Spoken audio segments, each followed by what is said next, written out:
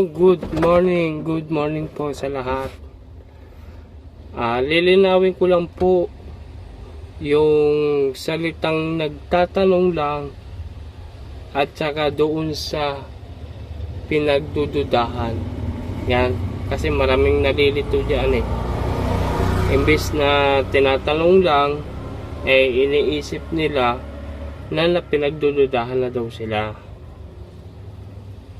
Ganito kasi yan. Kung ano yung itinatanong sa'yo, yun lang din ang isasagot mo.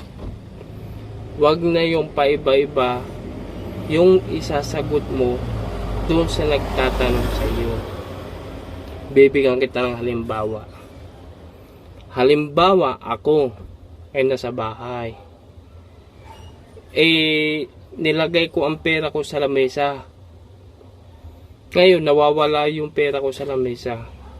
Sino ang pagtatanungan mo?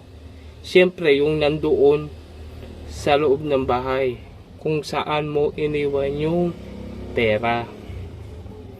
Ngayon, pag tinanong mo yung taong yon na saan yung pera, siyempre, sasagot ka na hindi ko alam or hindi ko napansin. Yun lang.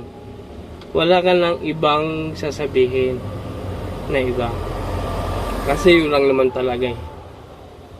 Pero kung halimbawa naman ang utak mo naman ay medyo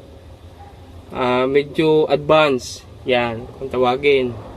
Imbis na hindi ka pagdududahan, pagdududahan ka. Kuya, asan na yung pera kong nilagay dito kanina? Dito ko lang nilapag kanina eh. Pag ang sinagot mo naman ay mali, katulad nito.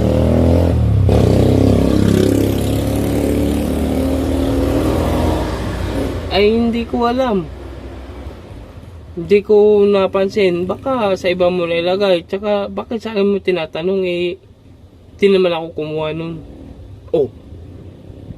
Imbes hindi ka pagdududahan ka ngayon. Dahil sablay yung sagot mo eh.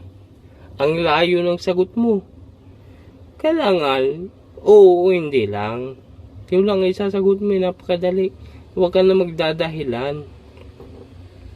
Halimbawa, ikaw ay isang driver.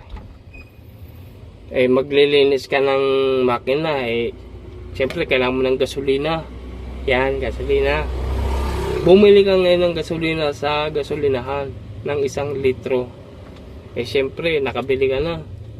Inilapag mo ngayon doon sa paggagawaan ng motor. Bigla ka umalis. Pagbalik mo ngayon, nawala yung gasolina binili mo. Ngayon, sino ang tatanungin mo? Paano mo malalaman yung gasolina kung nasaan? Kung hindi ka magtatanong. Siyempre, kailangan mo magtanong. Ngayon, sino ang pagtatanungan mo? Siyempre, kung sino yung taong nandoon malapit sa gasolina. Magtatanong lang ha. Hindi yun pagdududa. Siyempre, kung halimbawa, pre, nakita mo ba yung gasolina dito? Dito ko lang nilapag. Siyempre, sasagot ka naman na, hindi ko napansin pre.